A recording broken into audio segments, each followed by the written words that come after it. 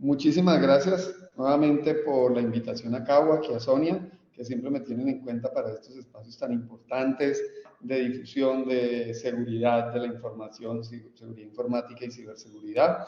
Para mí, para nuestra compañía también es muy importante impulsar el conocimiento y sobre todo impulsar el conocimiento de un tema tan esencial hoy en día para la vida de todos nosotros como es proteger nuestros activos de información, proteger nuestra información y nuestros datos.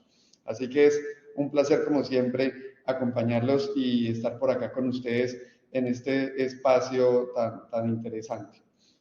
Hoy vamos a hablar, como lo mencionaba Sonia, de la norma ISO 27001 en su versión 2022. Ya habíamos hablado en el pasado, en el año pasado, habíamos tocado este tema cuando apenas estaba saliendo la norma y cuando apenas estábamos empezando a hablar de estos temas.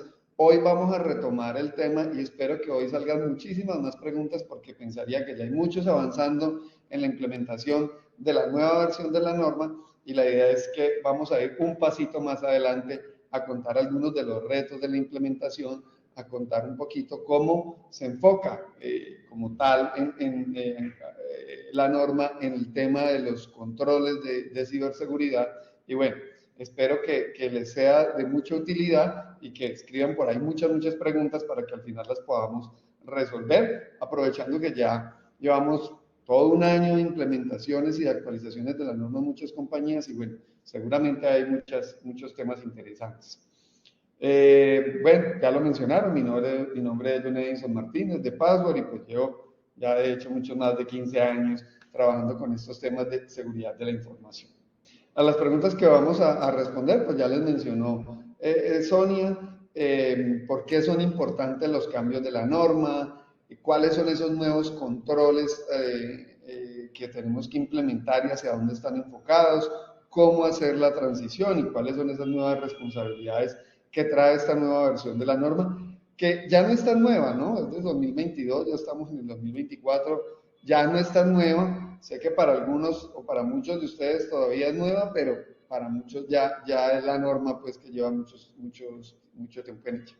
Y entrando entonces en materia, para hablar de estos temas de seguridad, quiero mostrarles este gráfico y mencionar algo bien importante y es la diferencia que hay entre seguridad informática y ciberseguridad. El contexto de las organizaciones sigue cambiando, las organizaciones siguen modernizándose, cada vez aparecen nuevos ataques informáticos, más ataques de ransomware en el mundo, ataques recientemente, los que vieron las noticias, el estado de California estuvo de California en Estados Unidos, pues, que están muy preparados en esto, estuvieron declarando una emergencia porque un ataque informático, un ransomware, afectó el Estado como tal. Entonces, los ataques y los temas de seguridad siguen en auge, siguen creciendo. Las estadísticas difieren de estadísticas de una fuente a otra, pero lo único que no difieren es que los ataques informáticos siguen aumentando. Y nosotros como organizaciones, tenemos que prepararnos cada vez más para poder prevenir y para poder mitigar esos ataques informáticos. En ese sentido, es bien importante que hagamos esa diferencia entre lo que es la seguridad informática por un lado y la ciberseguridad por otro. Pero, ingeniero John, ¿no es lo mismo? No, es parecido, pero no es lo mismo. La seguridad informática habla de todos los mecanismos, procesos, controles para proteger la información que está en esos medios digitales o en esos medios informáticos. La seguridad informática es algo que venimos hablando desde la ISO 27001 en su versión 2005, que en la versión 2005, si bien las normas ISO 27001 o la familia de normas ISO 27001, toda la familia de normas ISO 27000, perdón, habla de cómo implementar un sistema de gestión de seguridad de la información, que es en un contexto mucho más amplio, proteger los activos de información. Desde la versión 2005 hablábamos de cómo proteger esos activos que estaban en medios informáticos, en un servidor, en mi data center, en mi empresa, en mi oficina. Eso es seguridad informática. Pero resulta que el mundo ha ido cambiando, se ha ido transformando y hoy en día llegó para quedarse la nube. Cuando hablamos de la nube, estándares o normas como la ISO 27032, que es la ISO que habla de ciberseguridad, habla que la ciberseguridad es la protección de esos activos informáticos para brindarle, ya lo hemos dicho en otras charlas, confidencialidad, integridad, disponibilidad, a los activos de información que están expuestos a Internet, que están en la nube. Y esos activos que están expuestos a Internet, que están en la nube, son los que debemos empezar a proteger de una manera diferente y con un impacto diferente. Entonces, esos activos o estos de seguridad, de ciberseguridad, que establece nuevamente la ISO 27032, tienen un impacto diferente y ahí es donde debemos diferenciar entre seguridad informática y ciberseguridad. Cuando está en mi entorno local o no está expuesto a Internet, o cuando estamos exponiendo mi información, mis activos a Internet, a la nube, a que cualquier atacante desde afuera pueda llegar. Entonces, hablando de esa diferencia, que a veces no es tan del día a día o no es tan común, hablando de esa diferencia, pues encontramos muchos elementos importantes. Ahora bien, en el caso de la nube, es claro, y ya lo había mencionado, que la nube llegó para quedarse. No podemos ser ajenos a la realidad de los procesos que tenemos en la nube. Esta estadística, por ejemplo, nos menciona que en América Latina el negocio de la nube crecerá hasta un 30% anual hasta el 2025. Esta es una cifra del 2022. 2023 y 2024 se superaron los crecimientos del 30%. Entonces, la nube es una realidad a la que estamos enfrentados y tenemos muchos elementos que nos pueden afectar. Ahora, muchos de ustedes dirán, no, pero es que yo no estoy todavía en la nube, mi organización todavía no se está enfocando en la nube, eso es un tema que estamos tocando, pero que no es tan importante. Pero resulta que, ¿cuántos de ustedes utilizan correo electrónico empresarial de Google, por ejemplo? Y resulta que cuando yo utilizo el correo de Google, estoy en la nube de Google. O mi CRM es Microsoft Dynamics y estoy en la nube de Microsoft. O mi Office es Office 365, que da sorpresa, también en la nube de Microsoft. Y resulta que muchos de mis procesos, de mis servicios, son software de suscripción, que yo pago la suscripción y los uso, y que están, ¿en dónde? En la nube.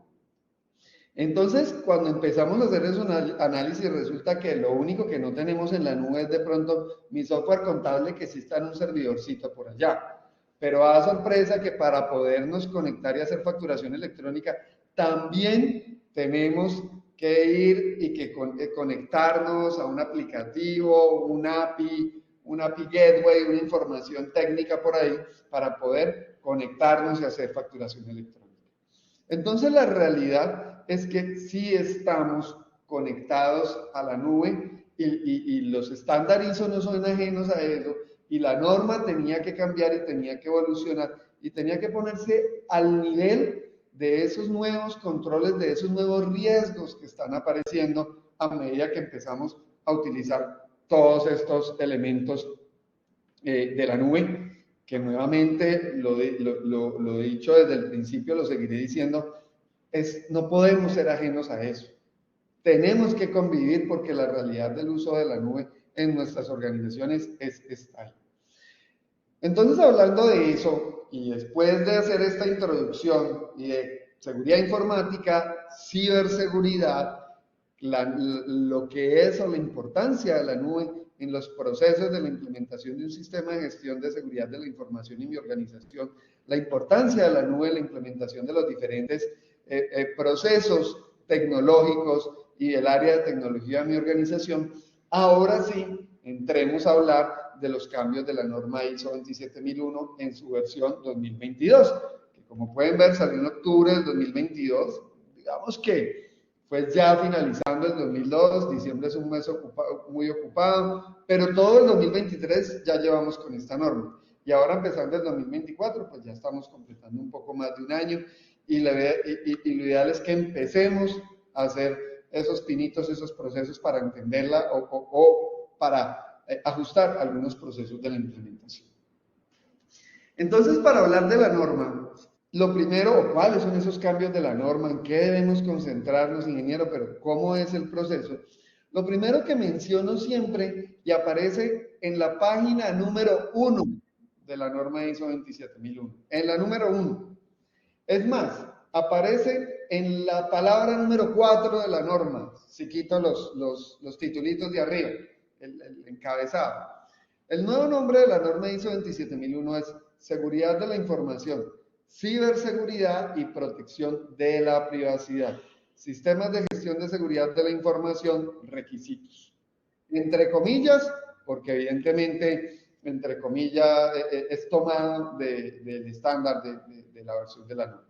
Entonces miren que hablamos en el solo nombre, en el solo título, solo en la cuarta palabra, ya vemos un gran cambio en la nueva norma ISO 27001, y es que no es una norma solo centrada en seguridad de la información, sino que es centrada en ciberseguridad, que ya les mencioné, tiene que ver con cómo estamos enfrentados a las nuevas tendencias de la nube y de la información expuesta a Internet, y protección de la privacidad. No hay que ir muy lejos y ya vamos viendo por dónde o cuál es el enfoque o hacia dónde vamos a llegar con esta norma, y eso nos va dando esa guía de cómo debemos enfocarnos y cómo es tan importante para nosotros. Hablemos entonces un poquito de los cambios. No me voy a detener mucho en esta primera parte de los cambios de los primeros numerales, arrancando en el numeral 4 de contexto, porque evidentemente la mayoría de los cambios fueron de forma, de redacción, de ajustes, de actualización un poquito a la realidad, pero los cambios no son, voy a decirlo así, profundos o sustanciales. Nuevamente, yo les hablo desde una visión práctica, técnica y desde el punto de vista de nuestra experiencia en la implementación. De pronto ya hay algunos un poquito más puristas que entran pues un poquito más en detalle de cada uno de los elementos de la norma, pero en términos generales estos son los cambios principales que se tuvieron. Lo primero es hablando del contexto. Ya saben que para todas las normas ISO el contexto es muy importante, es fundamental, es lo primero que arrancamos para todas las normas ISO. El contexto establece la guía del alcance de la implementación de la norma. En el contexto se habla que hay que identificar los requisitos de las partes interesadas que se van a abordar en el SGSI. Si bien ya se hacía, ya debíamos incluir cuáles son esos requisitos o esos requerimientos de las partes interesadas para el sistema de gestión de seguridad de la información. Aquí lo hacen de una manera más explícita y lo establecen de una forma más clara y directa de que se deben identificar esos requisitos. Esos son algunos de los cambios que aparecen ahí. También en esta primera parte, o en los primeros numerales, hablan en la parte de planificación del sistema, que se deben planificar los cambios del SGSI. Nuevamente, ya hablábamos en las versiones anteriores de la norma de planificar los cambios, como tal, planificar los cambios de la organización. Acá lo que han sido es un poquito explícitos en que los cambios del sistema de gestión de seguridad de la información deben explícitamente planificarse. Entonces, se coloca ahí pues como un elemento importante. En los ítems de operación también aparecen los cambios y nos dice que se deben controlar los procesos, productos o servicios proporcionados por externos y que sean relevantes para el sistema de gestión de seguridad de la información. Nuevamente, estos primeros cambios son más de orden, de estructura y organización. Entonces, ya hablamos de la importancia de los proveedores o de los terceros. De hecho, la norma habla de esos proveedores, desde hace mucho tiempo habla de esos proveedores críticos y cómo debo de esos proveedores críticos considerarlos para la gestión de la seguridad de la información, inclusive desde privacidad de la información. Y cuando hablamos de temas como la ley 1581, hablamos también de esos proveedores, esos que administran o gestionan los datos los datos personales que yo tengo, que mi organización gestiona. Entonces ya era algo que se mencionaba, pero nuevamente en esta versión 2022 de la norma habla de manera explícita de controlar esos productos, servicios que los externos nos prestan a mi organización y que son relevantes para el SGS.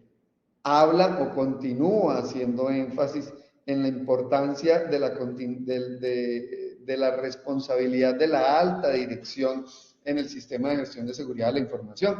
Es claro, creo que para la mayoría de los que estamos acá, que la alta dirección tiene un papel muy importante, muy crítico en los sistemas de gestión de seguridad de la información, y acá pues refuerzan eso de cara a la implementación del SGS y en su versión 2022. Entonces estos son algunos de los cambios, nuevamente son cambios más de forma, de facilidad, que nos permiten entender, conocer, siempre digo yo, utilizo el término, amasar un poquito más la norma y poderla apropiar e implementar de una manera más clara, y de pronto algunos temas que se prestaban para interpretación han quedado mucho más claros, pero la esencia de esta primera parte de la norma se mantiene, cosa que me parece a mí muy bien, porque personalmente considero que es una norma muy bien estructurada y que tiene un ciclo PHDA muy claro, definido y bien orientado a las necesidades de las organizaciones, o por lo menos en todas las implementaciones en las que he estado, desde empresas muy pequeñas a muy grandes, se interpreta o se puede ver así. Es bien importante hablar de esos cambios. Donde la cosa sí cambió un poquito más y donde me quiero detener a hablar un poquito con más detalle es en los cambios asociados a los controles. Los controles cambiaron de una manera, en mi opinión, más significativa, cambiaron de una manera que nos permite entender y utilizar un poquito mejor la norma, se actualizó a la realidad de los controles técnicos, y ya lo mencionaba y por eso empecé hablando de la nube. Es que en la versión 2013 era un mundo en el que todavía la nube no había despegado como hoy. Entonces todavía estaban orientados a controles muy de la infraestructura. Resulta que esta 2022 es una norma post-pandemia, una norma en el mundo de la nube, una norma en el mundo del trabajo virtual. Entonces los controles, la visión desde el punto de vista del anexo A y de los controles, pues queda mucho más fácil de implementar con eso. En la versión anterior, los controles estaban agrupados en 14 categorías y en esta versión se agrupan en solo 4 secciones o grupos, que ya los vamos a ver. Entonces, eran muchas categorías y aquí pues ya lo estamos simplificando. Y venimos en la versión 2013 de 14 dominios, que vienen de hace mucho tiempo, los famosos 14 dominios, 35 objetivos de control y 114 controles a un elemento mucho más sencillo, en donde se simplifica a 90 y pico controles y solo 4 grupos. Entonces, eso hace que la norma sea mucho más fácil de implementar y para nosotros sea mucho más asequibles el entendimiento de esos controles. ¿Cuáles son esas 4 secciones o estos 4 grupos de controles que establecen? Son 4 grupos de entendimiento más natural para las personas, más natural para los que vamos a implementar el sistema de gestión. Habla primero de los controles organizacionales, establece 37 controles organizacionales. Miren que es donde, yo siempre lo digo, la norma cuando uno la lee nos permite entenderla y nos transmite la esencia. Miren que arrancan con controles organizacionales, de los procesos, de la empresa, de los procedimientos que debe tener la empresa, y no arrancamos en temas tecnológicos. Entonces habla de 37 y es el mayor número de controles organizacionales. La esencia de un sistema de gestión de seguridad de la información es que estemos organizados de la manera correcta. Luego habla, hay 34 controles tecnológicos. Miren que es un número significativo, no tanto como los organizacionales, pero son 34 controles tecnológicos, porque evidentemente esta es una norma de carácter tecnológico. La información en la nube, en los computadores, en los servidores, pues es tecnológica, es una norma que va a requerir de un conocimiento y un perfil tecnológico para poder hacer una correcta implementación. Habla de 8 controles orientados a las personas y de 14 controles físicos o de seguridad física.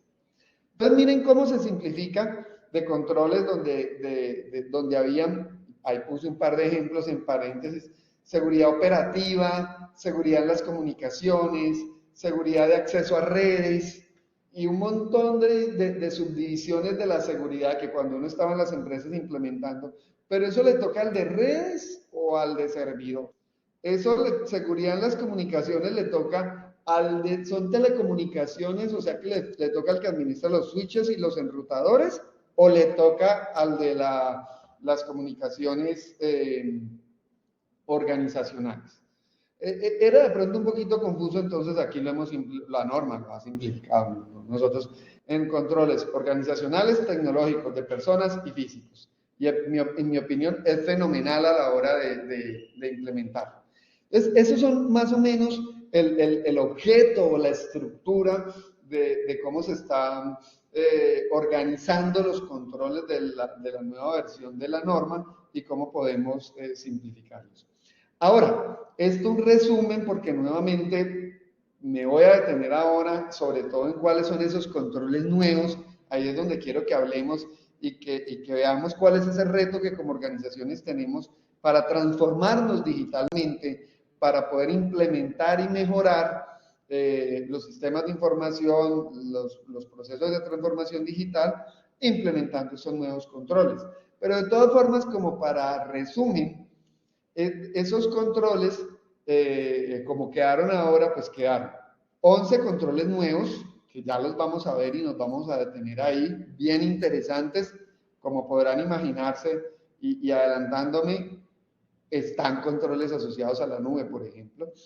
57 controles se fusionaron. Hay 57 controles fusionados porque estaban de pronto muy específicos y no eran tan sencillos o quedaban muchos controles a la hora de implementar. Entonces había política de control de escritorio despejado y de pantalla despejada. Y eran dos controles diferentes. No, hombre, hagamos un solo control de política de escritorio, pantalla política, porque la esencia de la política es la misma y es que esté despejado la información de tal forma que no sea fácilmente accesible a información sensible de la organización. Un control que se divide en dos, 23 controles que cambian de nombre, pensando pues en las actualizaciones y en las nuevas tendencias, y 35 controles siguen exactamente igual. Entonces miren cómo se simplifica un poco el tema, 57 fusionados, 23 que solo cambiaron de nombre y 35 que siguen igual. Pero todo este cambio en los controles o en el anexo A, donde de pronto hay que poner un poco más de detalle y donde de pronto nos vamos a detener a la hora de ampliar la norma, es en esos nuevos controles. ¿Qué es lo nuevo que me está pidiendo la norma que antes no tenía y ahora sí me va a tocar implementar? Y donde seguramente la auditoría externa va a decir, bueno, ¿cómo estamos acá y qué hay que hacer para esos nuevos controles? Hay muchos elementos. Hablemos entonces de esos nuevos controles que me parecen súper importantes. Voy a mencionarlos rápidamente, les voy a dejar ahí un par de minutos para que los que están viendo la pantalla puedan leerlos, revisarlos. Y ahora en el siguiente slide voy a detenerme un poco más en la explicación de los que me parecen más importantes y que habrá que analizarlos desde un punto de vista un poquito más técnico. Hablan de supervisión de seguridad física, clarísimo. Inteligencia de amenazas, uy, eso ya suena como a inteligencia artificial, ya vamos a hablar un poquito qué es eso, pero lo que sí les adelanto es que le pone un nivel de exigencia tecnológica grande a los controles de seguridad comparado con lo que venimos haciendo. Gestión de la configuración, sabíamos hace mucho que había que incluirlo porque es por donde llegan gran parte de los ataques. Eliminación de información, enmascaramiento de datos, prevención de fuga de datos. Miren que aquí ya hablamos de la prevención de fuga de datos porque es por el componente de privacidad, seguimiento de actividades, seguridad de la información para el uso de servicios en la nube. Por supuesto, sabíamos que ese control, desde el nombre de la norma, ya sabíamos que ese control nos iba a llegar. Filtrado web, configuración segura y preparación de las TIC para la continuidad del negocio. Entonces, ¿qué podemos decir de estos nuevos controles tratando de profundizar un poco más en ellos? Nuevamente, nuestro enfoque es un poco más técnico, si de pronto utilizo algún término técnico o algo para el personal no técnico, yo sé que hay muchos del mundo de los sistemas de gestión, pues lo ponen ahí en las preguntas y con mucho gusto al final lo aclaramos. Lo primero es que hablan estos nuevos controles que hay que implementar un mecanismo de prevención, monitoreo, inteligencia y correlación de eventos. ¿Cuál es la esencia de este control cuando uno lo analiza desde la perspectiva técnica? Y es una esencia de prevención. Ya la norma no quiere que los controles sean controles correctivos, controles de detecté el virus o hay un computador infectado de virus y yo puse algo para poner el virus en cuarentena y que no me siga infectando como veníamos trabajando tradicionalmente desde la versión 2005, que los controles eran más procedimentales y no habían tantos elementos técnicos como hoy en día. La esencia de esta nueva norma está orientada a la prevención, monitoreo de la infraestructura tecnológica, monitoreo de los servidores, monitoreo de lo que están haciendo los usuarios, monitoreo de la información que se mueve por los servidores. Ojo que aquí monitoreo no me refiero a monitorear los datos o la información sensible de las personas. No nos referimos a espiar a las personas, no. Nos referimos a lo que dice la norma, es que hay que monitorear e incluir elementos de inteligencia, de amenazas y de correlación de eventos para yo poder ver. Y si hay mucho tráfico saliendo de un servidor y entrando a otro que se supone que debería ser el servidor web, pero es un servidor que es de pruebas, yo pueda de manera preventiva presumir que ahí están haciendo un ataque de phishing y bloquearlo antes de que exista una fuga de información. Para eso la única forma es que se tenga un enfoque preventivo de monitoreo, donde yo correlacione la información de los diferentes elementos de mi infraestructura on-premise, local, física o en la nube para poder ser preventivos. Ahí definitivamente las organizaciones tienen un gran reto y es que tienen que empezar a implementar elementos como los SOC o los Security Operations Center, los centros de monitoreo de seguridad. En algunas organizaciones inclusive este monitoreo se debe empezar a implementar 7x24, no solo en horario, depende de en qué horario estén funcionando los sistemas de información, no las personas. Pero estos nuevos controles establecen que debemos de tener un enfoque preventivo y donde yo correlacione los diferentes elementos y aplique inteligencia de amenazas de una manera preventiva para que estos ataques no puedan llegar. Este es uno de los controles que yo creo que más reto tecnológico le ponen las organizaciones y me saca de la implementación de un firewall o un antivirus y me lleva a las nuevas herramientas tecnológicas de implementación de controles como XDR, como herramientas SIEM de correlación de eventos, como herramientas de respuesta a incidentes y una serie de dispositivos que me ayudan a consolidar la información sensible de todos los activos de información o de los nodos de mi organización, sea nuevamente local o en la nube. Entonces, este es uno de los nuevos retos, hablando con muchas personas del mundo de los sistemas de gestión, inclusive con personas de los entes certificadores, casi que pone el reto de implementar un SOC en las organizaciones en la nueva versión de la nube. El segundo punto es la seguridad orientada a los datos, como la eliminación y el enmascaramiento.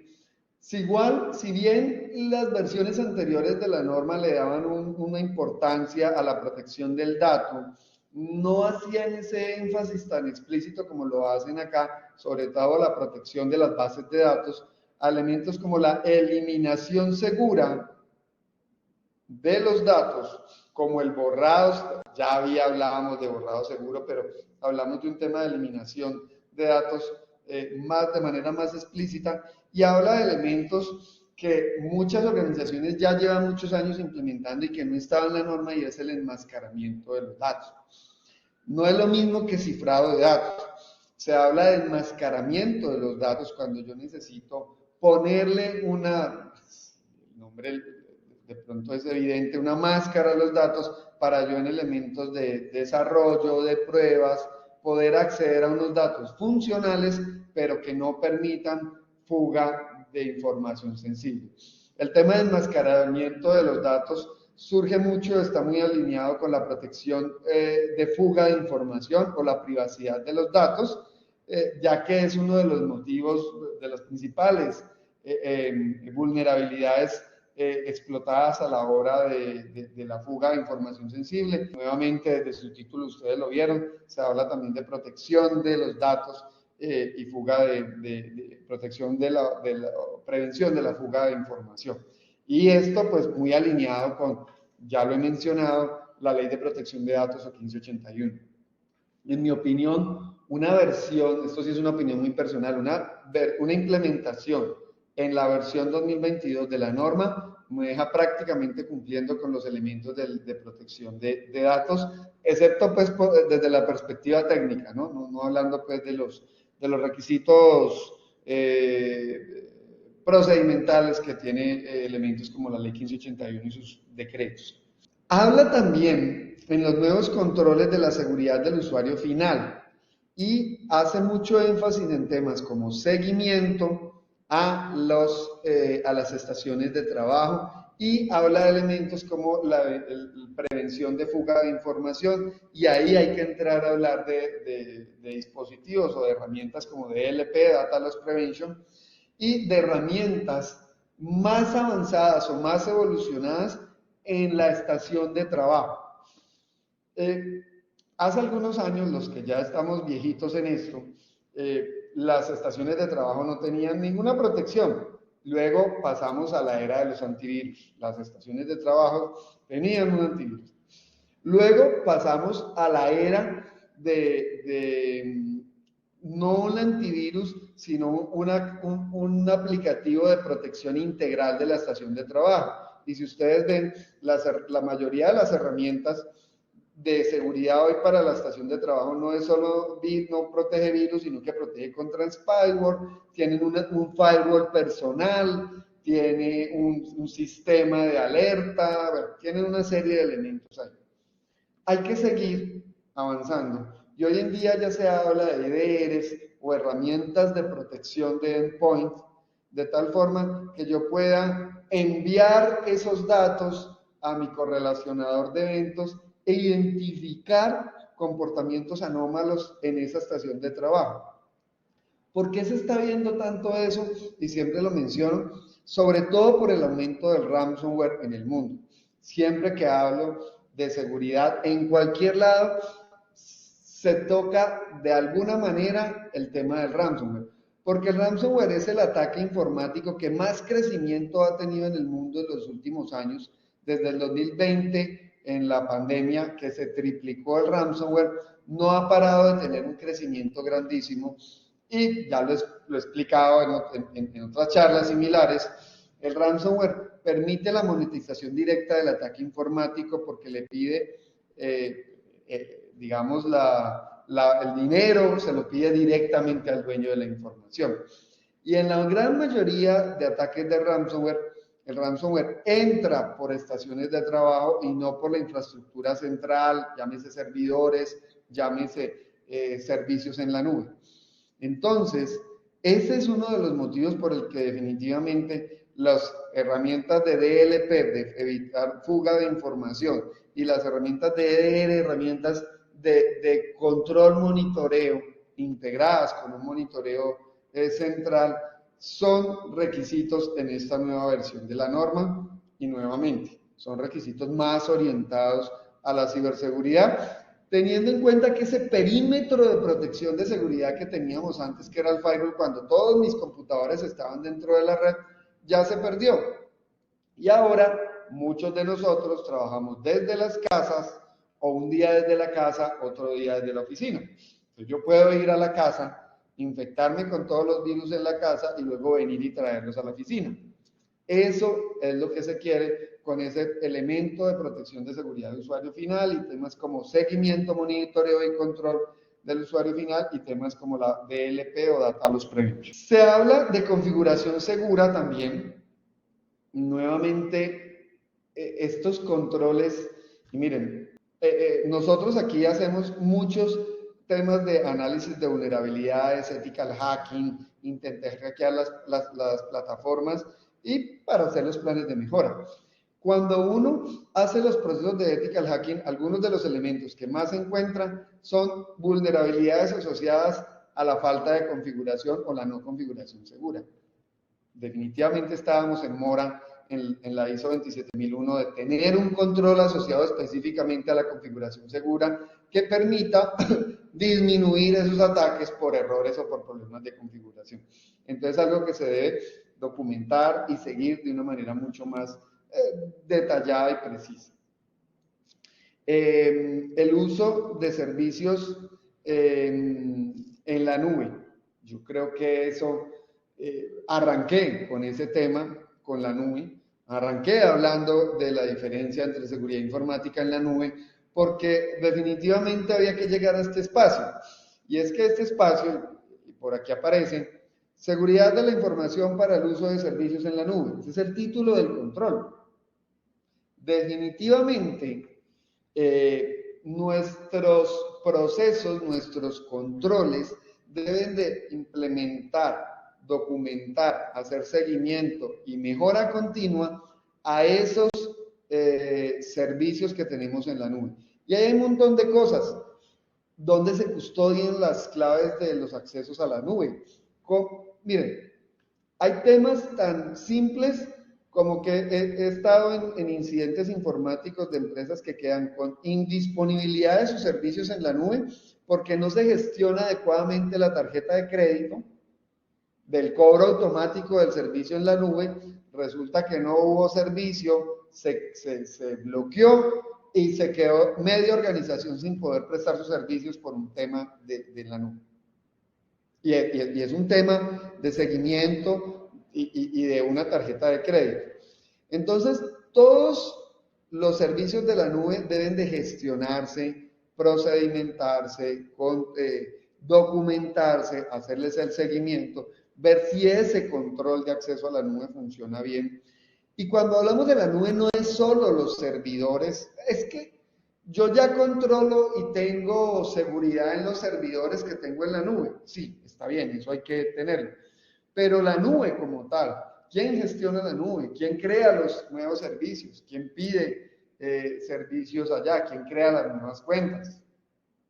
¿Quién las monitorea?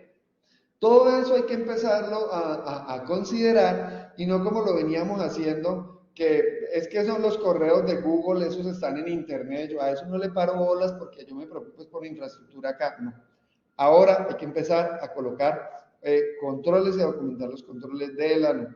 Y un último tema aquí en este tema de los nuevos controles que han establecido en la norma y es la continuidad de negocio. Si bien hablábamos desde la versión 2013 de la seguridad en temas de continuidad, seguridad en continuidad del negocio, acá la norma lo habla de manera específica y habla de preparación de las TIC. Ya no es simplemente cómo es la seguridad en un momento de continuidad, sino que habla de preparación de las TIC para la continuidad de negocio. Y le da mucho más énfasis a cómo debemos preparar la infraestructura tecnológica, la infraestructura de informática y de comunicaciones para los procesos de continuidad del negocio. La continuidad de negocio pues, es uno de los elementos importantes. Muchos de los procesos de continuidad hoy en día en las organizaciones, cuando uno revisa, está alineado con los temas de nube también. Entonces, por eso es tan importante integrar todos estos controles. Entonces, miren cómo podemos o cómo cada uno de estos nuevos controles tiene todo el sentido del mundo a la realidad o a las necesidades de mi organización desde el punto de vista de disminuir los riesgos de seguridad, de mitigar esos riesgos o hacerle un correcto tratamiento de los riesgos de seguridad. Yo hablaba con una empresa en un proceso de implementación y me decía, ingeniero, es que están pidiendo un montón de cosas. Sí, hay nuevos controles, pero todos esos controles son controles que las organizaciones ya venían implementando, que ya estaban con el reto de implementar. Era una necesidad que había y cuando los vemos con detalle, pues son cosas que ayudan bastante a esa mitigación de riesgo en mi organización. Por eso son tan importantes. Ya para pasar entonces un poquito o yendo hacia el final, es importante hablar del periodo de transición. Hace un año que hablamos de este tema, estábamos lejos y todavía no era algo que nos debería preocupar. Hoy en día ya tenemos que empezar, primero viendo el montón de trabajo que tenemos con esos controles, pero es algo que ya nos tiene que empezar a preocupar un poco más.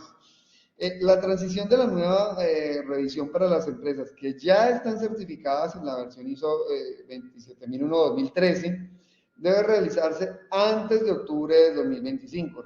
Recuerden que la norma fue expedida el 25 de octubre del 2022, el periodo de transición arrancó el 31 de octubre del 2022 a 2023, a 2024, a 2025, porque tenemos 3 años de periodo de transición. Entonces, en octubre del 2025 ya todas las organizaciones deben de estar certificadas en la nueva versión de la norma. Las nuevas empresas que están empezando en el mundo de certificación, pues lo ideal es que ya arranquen en la versión 2022 de una manera pues clara. Además de eso, pues porque la realidad del mercado y la realidad de las herramientas que estamos utilizando en nube y todo eso, así lo exige.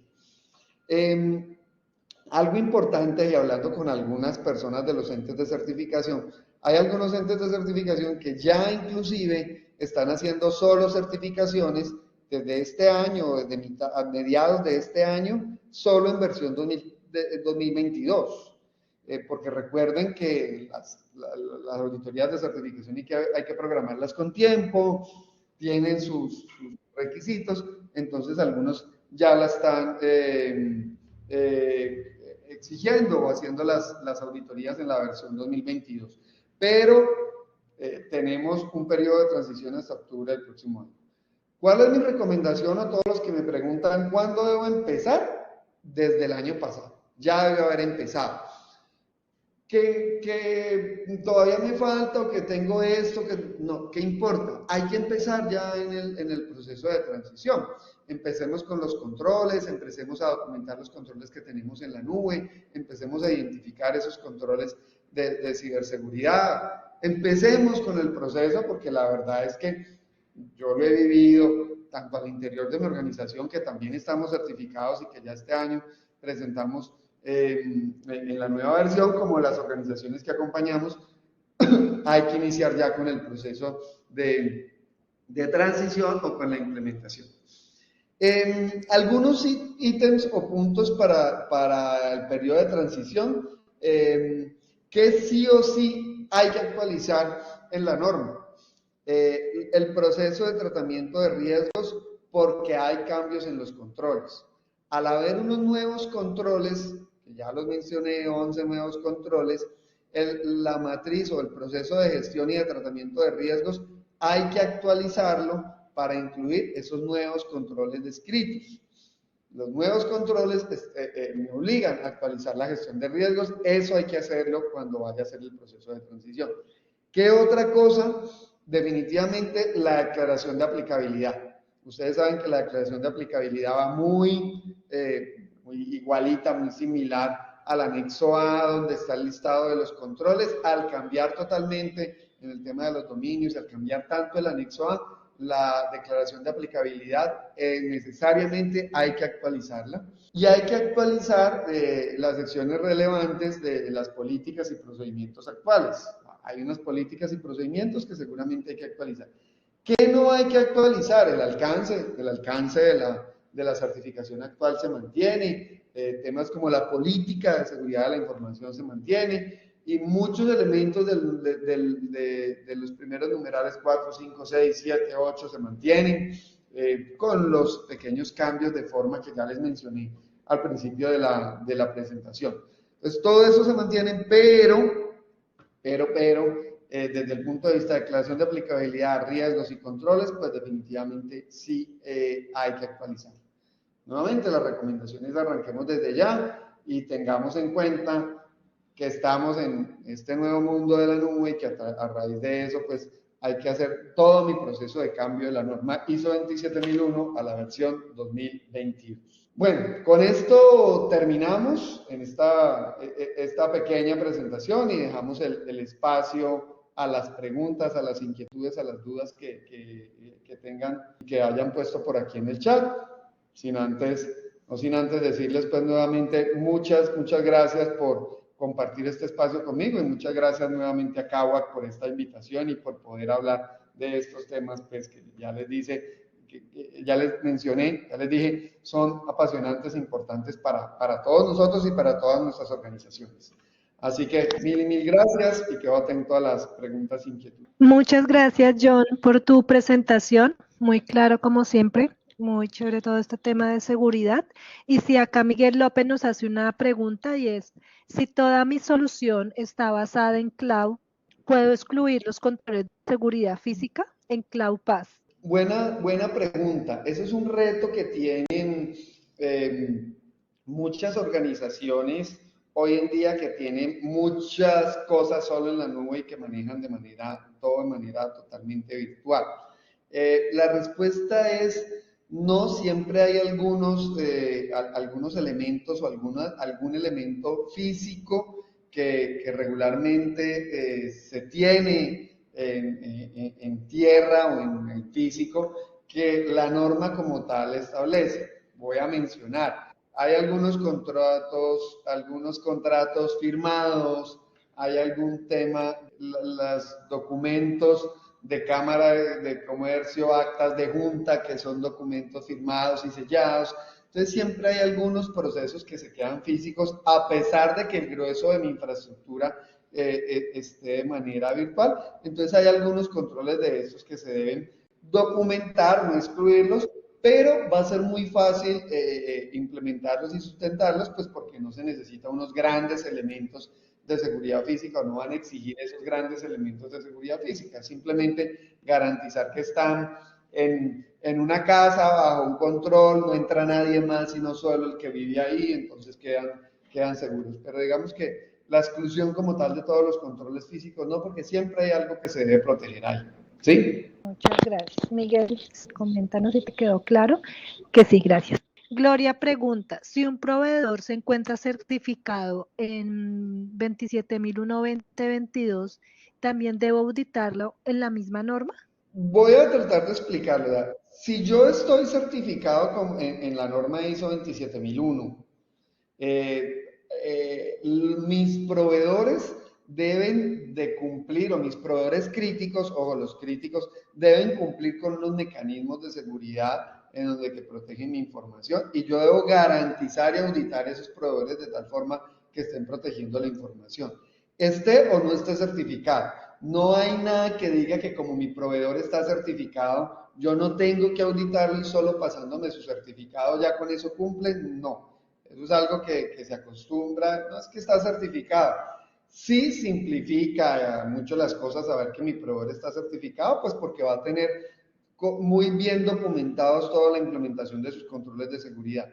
Pero el hecho de que mi proveedor esté certificado, ISO 27001, si yo estoy certificado, pues debo de igualmente auditarlo. Si esa es la pregunta. Ahora, si yo no estoy certificado ISO 27001, pero tengo implementado un sistema de gestión y tengo unos controles que proteger, pues tengo la obligación de revisar con mis proveedores, pero el mecanismo de revisión y de auditoría lo defino yo de acuerdo a la gestión de riesgos, no tiene que ser necesariamente asociado a la norma ISO 27001. No sé si eso aclara tu pregunta, Gloria. Hay otra pregunta de Guilmardes. ¿Qué términos de la ISO 27001 podría aplicarse o tomar para la validación de sistemas computarizados en la nube? Pues la ISO 27001 tiene un control que es el control, por acá lo estoy buscando, el 5.23, que habla específicamente seguridad de la información en el uso de servicios en la nube. El control dice que los procesos de adquisición, uso, gestión y salida de los servicios en la nube deben establecerse de acuerdo con los requisitos de seguridad de la información de la organización. Eso lo que quiere decir es que mis controles y mis requisitos de seguridad que están dados por la gestión de riesgo y por mi apetito de riesgo en la organización deben de gestionarse de acuerdo y tener en cuenta todo el proceso de uso, adquisición, entrada y salida de acuerdo a ese apetito o gestión de riesgo. Eso es lo que establece la norma como tal. Igual ustedes saben que la ISO 27000 es una norma que sirve para aplicarse muy bien a empresas, organizaciones muy pequeñas o muy grandes. Entonces no es tan específica como que este es el listado de controles, no. Eso lo debe indicar la gestión de riesgos de seguridad de la información establecido y con base en eso qué controles debo validar. Pero puede referirse a la 5.23 y ahí está, y al anexo a la ISO 27002 que amplía el control 5.23 para tener un poco más de información. Y listo, con esa pregunta ya dimos pues fin, no hay más preguntas, John Edison. Muchísimas gracias a ustedes y que tengan una muy buena tarde todos.